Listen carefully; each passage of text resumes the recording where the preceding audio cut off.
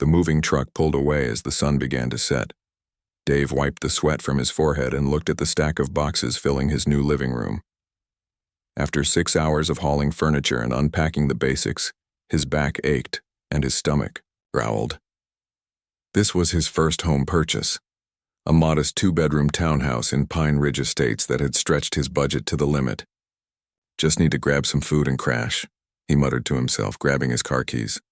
He drove to the nearest burger place, wolfed down dinner, and returned to his new home. The visitor parking spots near his unit were all taken, but he noticed several empty spaces near the community center.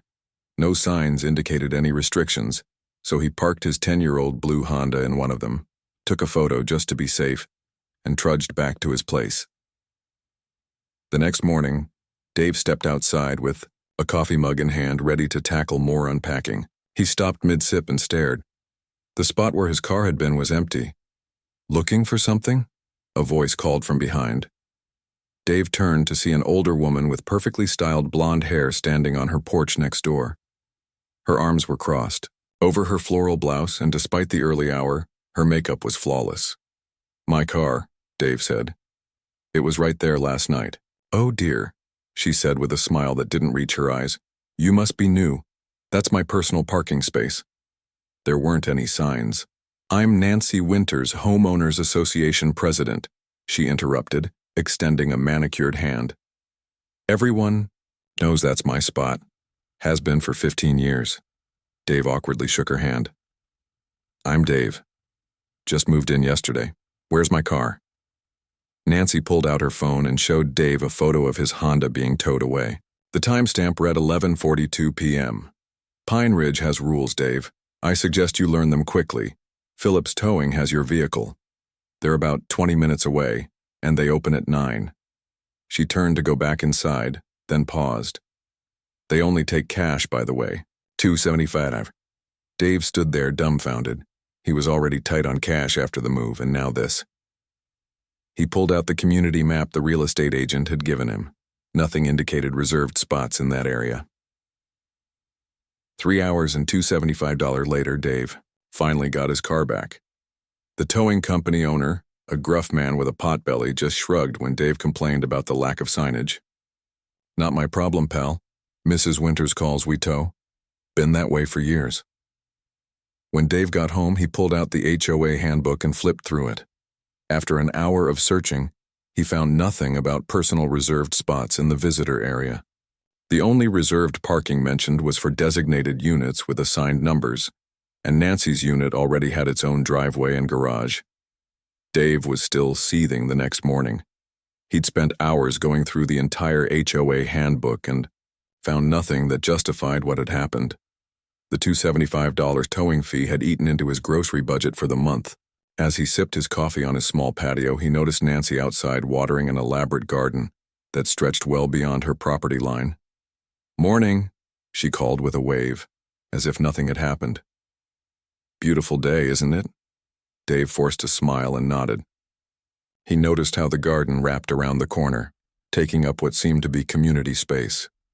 Stone pathways wound through flowering bushes, and decorative statues dotted the landscape. It was beautiful, but it looked like it extended at least 15 feet beyond her property line. Later that day, Dave ran into his other next-door neighbor, a friendly older man named Bob who was walking his corgi. "I see you've met the Queen Bee," Bob said, nodding toward Nancy's house. "Yeah, she had my car towed on my first night here," Dave replied. Bob winced. "She got me too when I first moved in. And the Chen family across the street, and the Patels on the corner." "But there's nothing in the handbook about reserved visitor spots," Dave said. "Doesn't matter to Nancy. Her husband Tom is the HOA's lawyer and her brother owns the towing company. They've got this place locked down tight." As they talked, Dave learned that Nancy had been running the HOA like her personal kingdom for over a decade. She enforced rules strictly against newcomers and people she didn't like, while ignoring violations by her friends. Her garden was just one example. It violated setback requirements and was built on common property without permission. "Nobody says anything?" Dave asked. The last guy who complained suddenly found himself with fines for every little thing. Garbage can left out too long, grass half an inch too tall, you name it. Eventually, he moved away. Dave thanked Bob and went home, his mind racing. Later, that evening, he walked around the neighborhood with the HOA handbook, taking photos and making notes. Nancy's garden wasn't just beautiful, it was breaking at least 5 different rules in the very handbook she used to terrorize others. 2 can play this game, Dave thought, snapping more pictures as the sunset cast long shadows across Nancy's illegal garden paradise. The morning sun peeked through Dave's blinds as he sipped his coffee. 2 weeks had passed since the towing incident, and he'd been extra careful about where he parked. His job at the hospital kept him busy with long shifts scanning patients and processing x-rays. Most days he came home too tired to think about neighborhood drama. Tonight was one of those nights. After a 12-hour shift dealing with 3 emergency cases back-to-back, Dave pulled into Pine Ridge Estates just after midnight. His eyes burned with fatigue as he searched for a parking spot. The usual spaces near his unit were full, probably because of the weekend. Not falling for that trap again, he muttered, driving past Nancy's unofficial reserved spot. He circled around and found an empty space near the community pool. A sign clearly marked it as visitor parking. Dave parked, then hesitated. Something about Nancy's smug smile when she'd mentioned next time bothered him. Better safe than sorry, he said to himself, pulling out his phone. He snapped several photos of his properly parked car from different angles. He made sure to capture the visitor parking sign in the same frame. He even photographed the community map from his glove compartment that showed this area was designated visitor parking. The timestamp on his photos read 12:17 a.m. Yawning, he trudged back to his townhouse and fell into bed without even changing out of his scrubs. The alarm blared at 6 a.m. Dave had another early shift starting at 7. He stumbled to the bathroom, his body aching from yesterday's long hours. While brushing his teeth, he glanced out the window and froze, toothbrush hanging from his mouth. The parking spot was empty. His car was gone. No way, he groaned, spraying toothpaste on the mirror. No freaking way. He rushed outside in his pajama bottoms and hospital top. Maybe he was so tired he'd parked somewhere else. But no, the spot was definitely empty. Something white caught his eye. A note had been taped to his front door. The paper was expensive-looking and the handwriting elegant. Your vehicle was removed for blocking emergency vehicle access. Perhaps you should read the rulebook more carefully. NW. Dave crumpled the note in his fist. He was going to be late for work and he knew exactly who was responsible. Through the morning mist, he could see Nancy's kitchen light on. Was she watching him right now, enjoying his distress? He called an Uber, which took 15 painful minutes to arrive. He barely made it to work on time, earning a raised eyebrow from his supervisor. During his lunch break, he called the towing company, the same one as before. Phillips Towing, answered a gruff voice. This is Dave Miller. You towed my Honda last night from Pine Ridge Estates. Oh yeah, blue Civic, right? That'll be $3 on $50? $350? It was $275 last time. Repeat offender fee included, the man said without a hint of sympathy. Look, buddy, we just do what we're told. You want your car or not?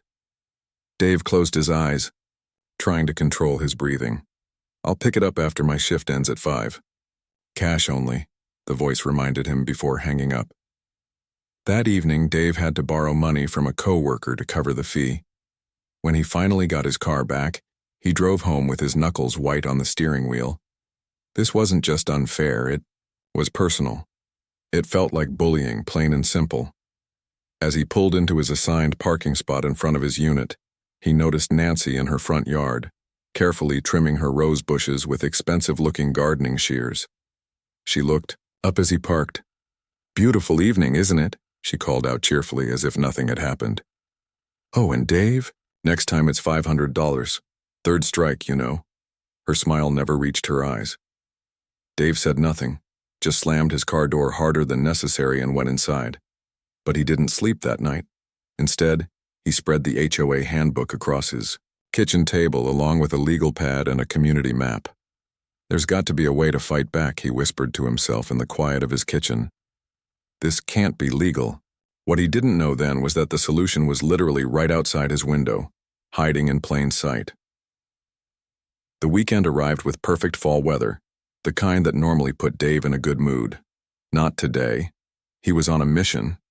He'd lost over $600 to towing fees in just 2 weeks, and his bank account was feeling the hit. It was time to see if other neighbors had experienced the same treatment. He started with Bob, the friendly guy next door with the corgi.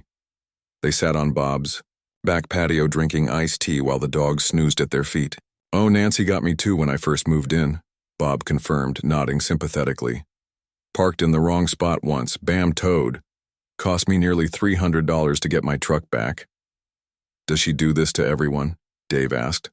"Not everyone," Bob said, lowering his voice though no one else was around. "Her friends get special treatment, like Judy across the street. Leaves her trash bins out overnight all the time against the rules. But Nancy never says a word." Bob suggested Dave talk to the Patel family at the end of the block. An hour later, Dave was sitting in their living room, hearing a similar story. "I travel for work," Mr. Patel explained, offering Dave some homemade cookies. "Sometimes I have early flights, so I put the trash out the night before instead of 5 a.m. Nancy fined me $50 each time. I requested an exception due to my travel schedule, but she denied it." Throughout the day, Dave visited more neighbors. The HOA Chen family had been fined for hanging Chinese New Year decorations, supposedly violating the exterior decoration policy, while Nancy's massive Christmas display had stayed up until Valentine's Day without consequence. A young couple with a newborn had received noise complaints about their baby crying at night. An older woman had been cited for planting unauthorized flowers in her garden bed. Everyone had a story, but most had given up fighting. "It's easier to just follow her rules," Mrs. Chen said with a sigh. "She makes life miserable for those who don't." By late afternoon, Dave had spoken with 12 different households. He was taking notes on his phone, building a pattern of Nancy's selective enforcement. As the sun began to set, he decided to try one more house, a small, well-kept home at the edge of the community. He knocked, expecting another frustrated resident. Instead, the door opened to reveal an older man with thick glasses and a military straight posture.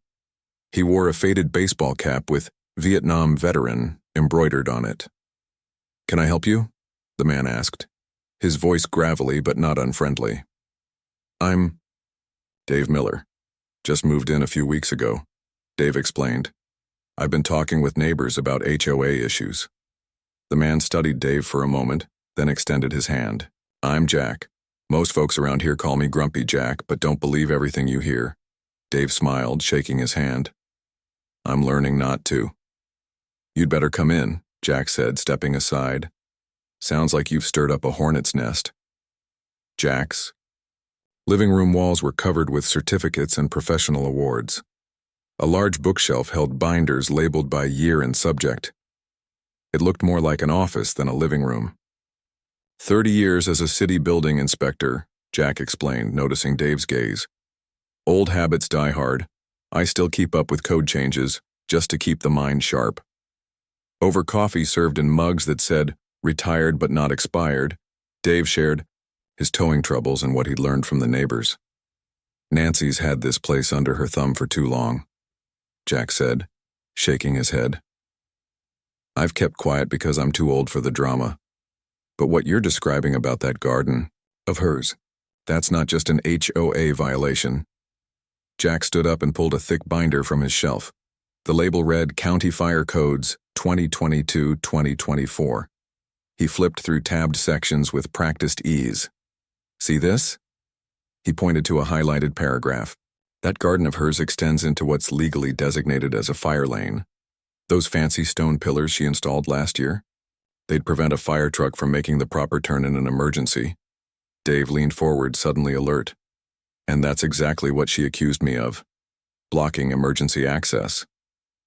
Ironic, isn't it?" Jack's eyes twinkled behind his glasses. "The very thing she's reporting you for, she's doing herself, but on a much bigger scale. And here's the kicker. Her garden violation isn't just against HOA rules, it's against actual county fire code." "Does that matter?" Dave asked. Matter? Jack chuckled. Son, county safety codes trump any HOA regulation. If the county inspector saw those structures blocking a fire lane, they'd be ordered removed immediately. Big fines, too, if she didn't comply. For the first time since moving in, Dave felt a flicker of hope. He pulled out his phone and showed Jack the photos he'd been collecting of Nancy's garden and other violations. This is good, Jack said, examining the pictures. But we'll need more. Measurements, documentation of the exact code violations, property line markers. We? Dave asked, surprised. Jack smiled, a mischievous gleam in his eyes. I've been waiting years for someone with enough backbone to stand up to Nancy Winters. Count me in. As Dave left Jack's house that evening, his step was lighter. He wasn't just an angry newcomer anymore. He had allies, information, and most importantly, a plan. The tables were about to turn in Pine Ridge Estates, and Nancy wouldn't see it coming. Monday morning arrived with the rumble of heavy machinery. Dave had just poured his first cup of coffee when he heard the trucks. Stepping onto his small porch in sweatpants and a faded t-shirt, he watched as a construction crew in bright yellow vests unloaded equipment from their vehicles. The foreman, a stocky man with a weathered face, consulted blueprints spread across the hood of his truck. Nancy stood on her front lawn in a silk bathrobe, arms crossed tightly over her chest. Her usually perfect hair was uncombed, and she wore no makeup.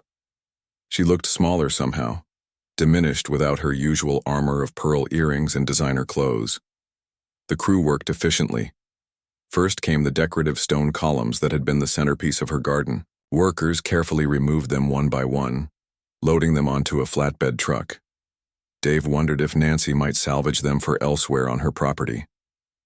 The ornate fountain was next, drained of water and disassembled piece by two men with tools and careful hands. Morning, Bob said, joining Dave with his own coffee mug. His corgi sniffed excitedly at the activity.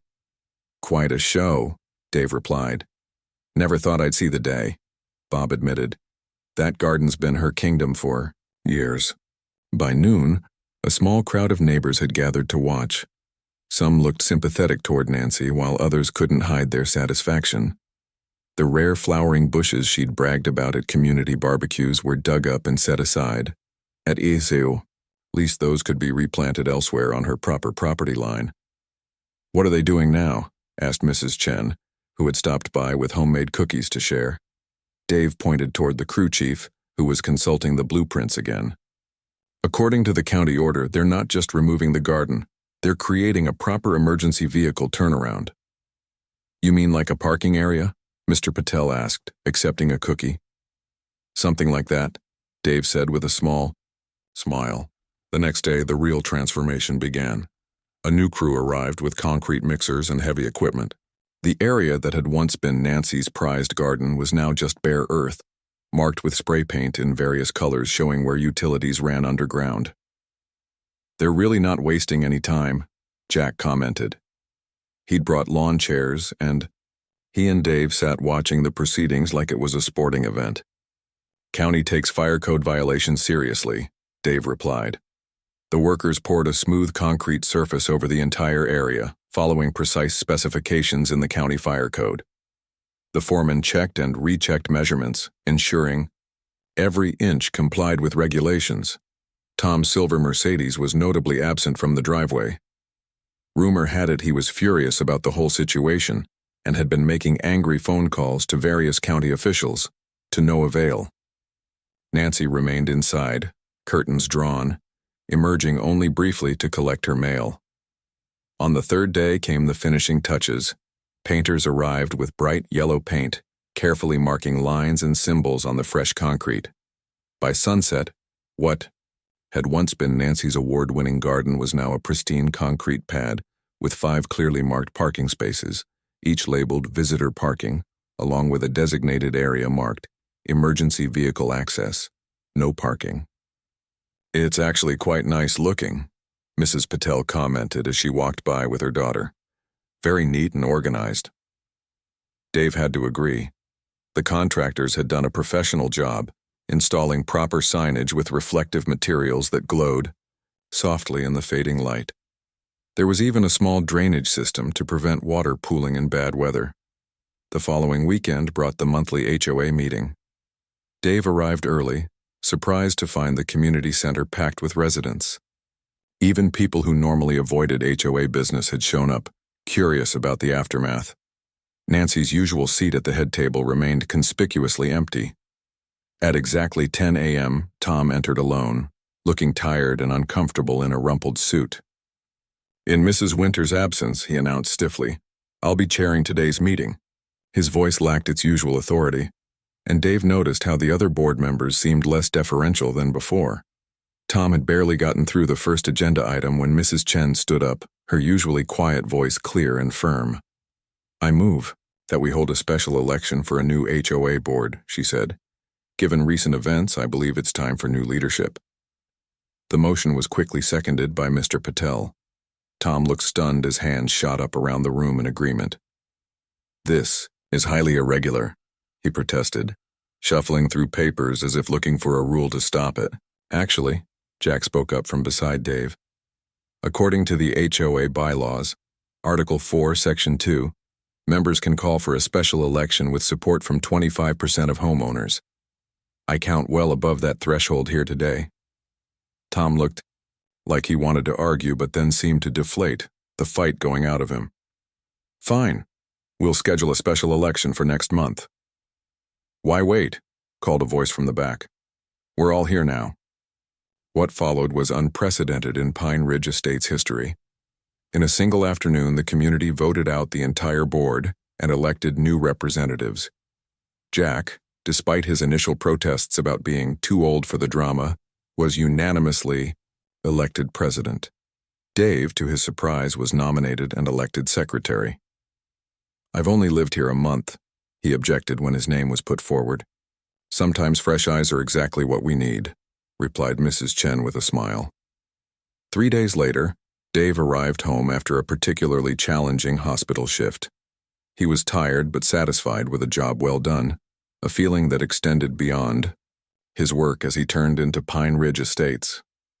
He pulled into one of the new visitor spaces, the very spot where Nancy's prized rose bushes had once stood, and sat for a moment, admiring the crisp yellow lines and clear visitor parking sign. No confusion, no ambiguity, no power trips. As he gathered his lunch bag and coffee thermos from the passenger seat, he noticed movement behind the curtains of Nancy's house. For a moment, their eyes met through the window. Dave didn't gloat or gesture. He simply nodded politely and continued to his front door. That weekend, several neighbors gathered for an impromptu cookout in Bob's backyard. The weather was perfect, with sunshine filtering through autumn leaves and a gentle breeze carrying the smell of grilling burgers. Dave brought homemade potato salad, while the Patels contributed spicy vegetable skewers. Mrs. Chen's famous chocolate cookies were the hit of the dessert table. The conversation inevitably turned to the HOA revolution, as people were calling it. "I still can't believe you pulled it off," Mrs. Chen told Dave, handing him a plate of food. "We've been dealing with Nancy's rules for years." "I didn't do it alone," Dave said, nodding toward Jack, who was telling jokes by the grill, surrounded by laughing neighbors. "And honestly, I just wanted to park my car without it being towed." "Well, cheers to that," Mr. Patel laughed, raising his glass. "And to properly marked parking spots." Everyone clinked glasses, laughing under the autumn sun. Later, as the party wound down and the sky turned pink with sunset, Dave walked home slowly, enjoying the warm evening. He passed the new parking area, smooth concrete gleaming in the fading light. Where once stood flowers and stone, now stood order and fairness. He couldn't help but smile at the thought. Sometimes in life you just need to stand your ground, or, in this case, pave it. As Dave reached his front door, he noticed a small potted rose bush sitting on his doorstep. No note, no explanation. But he didn't need one. He brought the plant inside, placing it on his kitchen windowsill where the morning sun would reach it. Some victories were made of concrete, he thought, and others, perhaps, were about finding a way to grow something new from what remained. The next morning dawned crisp and clear. Dave woke up feeling energized for the first time since moving to Pine Ridge. After a quick breakfast, he grabbed his phone and texted Jack. "Still on for today?" The reply came moments later. 7 a.m. at my place. Bring coffee. By the time Dave arrived with 2 large cups from the local coffee shop, Jack was already on his front porch, dressed in khaki pants and a faded blue button-up shirt. A canvas bag sat by his feet, bulging with equipment. "Hope, you don't mind getting your hands dirty," Jack said, accepting the coffee with a nod of thanks. "What's the plan?" Dave asked. Jack took a long sip before answering. "We need evidence. Solid, measurable, indisputable evidence." He reached into his bag and pulled out a professional measuring tape, a digital level, a small notebook, and a digital camera with a timestamp feature. "This is what I used on the job," Jack explained. "Everything documented properly, no guesswork." They waited until most residents had left for work, then began their investigation. Starting at the edge of Nancy's property, Jack showed Dave how to measure and document everything properly. "Always measure twice," Jack advised as they stretched the tape across the width of the fire lane where Nancy's garden had encroached upon it. "And always note the date and time of each photo." Dave was amazed at Jack's attention to detail. The older man worked with precise movements, marking each measurement in his notebook with neat handwriting. Jack taught Dave how to use the level to measure the height of the decorative stone columns Nancy had installed. "These reduce the turning radius for emergency vehicles by almost 30%, Jack explained, shaking his head. "That's well below the county's minimum requirement." They took photos from multiple angles, measuring the distance from the property line to each structure. Jack showed Dave how to use landmarks to prove exactly where they were standing when each measurement was taken. As the morning wore on, they discovered more violations. The decorative water fountain wasn't just pretty. It had been illegally connected to the community's water line without permits. The tall stone pillars that framed her garden path would prevent a fire truck from making the necessary turn to reach the back units in an emergency. "What about these?" Dave asked, pointing to some solar-powered lights embedded in the garden path.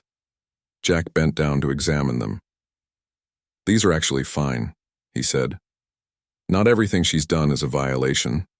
We need to stick to the facts." By noon, they had compiled a thick folder of evidence. Back at Jack's house, they spread everything across his dining table. "This is gold," Jack said, reviewing their findings. "Pure gold." Dave nodded, excited by their progress. "So what now? Do we confront Nancy directly?" Jack snorted. "And give her a chance to cover her tracks? No way. We go over her head. Way over." He pulled out his laptop and showed Dave how to format a formal complaint, using technical language and specific references to both HOA bylaws and county fire safety codes. They attached all their photos with dates, times, and measurements clearly marked. "Don't just send this to the HOA board," Jack cautioned as Dave prepared to email their report. "Nancy controls them like puppets. Her husband is their lawyer, remember?" "So who do we send it to?" Dave asked. 3 places simultaneously, Jack explained. "The county inspector's office, the property management company, and CC the HOA board." "Why the management company?" Jack's eyes twinkled. "Because they're legally required to maintain proper emergency access. If they knowingly ignore a documented safety violation after being informed, they become liable. In other words, we hit them where it hurts," Dave finished. "Their insurance and liability coverage." "Exactly," Jack grinned. "I didn't spend 30 years in code enforcement without learning how the system works." Dave finalized the complaint, triple-checking all the attachments and recipients. With a deep breath, he clicked, "Send." "Now we wait," Jack said, closing his laptop. They didn't have to wait long. The very next morning, Dave's phone rang while he was getting ready for work. The caller ID showed Pine Management Services. "Mr. Miller?" a nervous female voice asked when he answered. "This is Diane from the property management company. We've received your detailed complaint." "Yes," Dave said, trying to sound casual. "We're taking this very seriously," she continued. "The county inspector is visiting the property tomorrow at 10 a.m. There's an HOA meeting scheduled for the same time. We think it would be helpful if you could attend both." Dave smiled to himself. I wouldn't miss it. The community center buzzed with conversation as Dave slipped in through the back door. The monthly HOA meeting usually attracted only a handful of residents, but today nearly every seat was filled. Word had spread about Dave's formal complaint, drawing curious neighbors who normally avoided these boring sessions. Nancy sat at the head table wearing a powder blue cardigan and pearl earrings, looking perfectly composed. Her husband Tom sat beside her in an expensive-looking suit, shuffling through papers. Neither looked concerned. Dave found Jack already seated near the back. The older man gave him a subtle nod as he sat down. "Quite a turnout," Dave whispered. "Nothing. Draws a crowd like drama," Jack replied with a wink.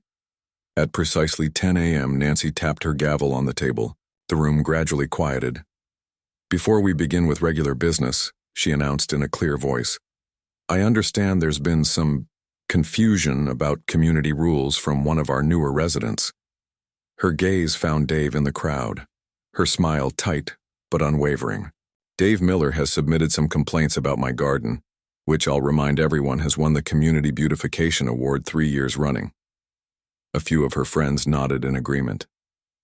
"I've added a special agenda item to discuss this." Misunderstanding. Dave felt dozens of eyes turn toward him. His heart thumped in his chest, but he kept his expression neutral, just as Jack had advised. "As many of you know," Nancy continued, "my husband Tom has graciously provided legal services to our HOA for many years. He'll explain why these complaints are groundless," and the community center door swung open with a loud creak, interrupting her mid-sentence. Everyone turned to look as a man in a tan uniform with a county logo embroidered on his shirt entered. He carried a clipboard and a yellow measuring wheel, the kind used to measure distances on the ground. "Sorry to interrupt," he said, voice echoing in the suddenly silent room. "I'm Inspector Wilson from County Building and Safety. I'm here about a code violation complaint." Nancy's smile faltered slightly. "We're in the middle of a meeting. Perhaps you could come back later?" The inspector shook his head. "Ma'am, fire. Code violations are priority calls. I need to inspect the reported area immediately." Tom stood up, buttoning his suit jacket as he did. "I represent the HOA legally. Whatever complaint you've received, I can assure you our community is in full compliance with all regulations." "Are you certain about that?" the inspector asked, checking his clipboard. "The complaint concerns decorative structures blocking a designated fire lane near Unit 47. That would be..." He consulted his map. "Nancy Winter's residence." A murmur rippled through the crowd. The color drained from Nancy's face as she realized what was happening. Dave stood up. "I filed the complaint," he said, his voice steadier than he felt. "I can show you exactly where the violations are." For the next 20 minutes, the entire HOA meeting followed Dave, Jack, and the inspector outside as they walked through each violation. People crowded around, whispering among themselves as the inspector took measurements, photos, and notes. His expression grew increasingly serious with each stop. Nancy and Tom trailed behind, their body language shifting from confident to concerned as the inspection continued. When they reached the stone columns bordering the garden, the inspector crouched down and measured the width of the passageway. "Mrs. Winters," he finally said, standing up and facing Nancy directly, "these structures are clearly blocking a designated fire lane. The turning radius is severely restricted. In the event of an emergency, fire trucks wouldn't be able to access the rear units." Nancy's face had gone from pale to flushed. "This garden has been here for years. No one has ever complained." "That doesn't make it legal," the inspector replied calmly. "I'm issuing an immediate removal order for all structures in the fire lane area. You have 7 days to comply before fines begin at $500 per day." "This is absurd," Tom interjected, lawyer mode fully activated. "The HOA has authority over this property."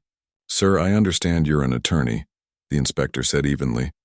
"So I'm sure you're aware that county fire codes supersede HOA regulations. Safety codes aren't optional." The property manager, a thin man in a pressed shirt who had been watching nervously from the sidelines, stepped forward. "We'll ensure compliance with the county order. The safety of our residents is our primary concern. Nancy glared at him. Peter, you work for the HOA. For me. Actually, the property manager replied, clearing his throat nervously. Our company works for all homeowners equally, and we're legally bound to follow county regulations. If we knowingly allow code violations, our insurance won't cover any resulting incidents. As the implications sank in, Nancy's composed facade crumbled. Her garden, her pride and joy that she'd shown off in neighborhood garden tours for years, would have to be removed. And everyone was watching her downfall.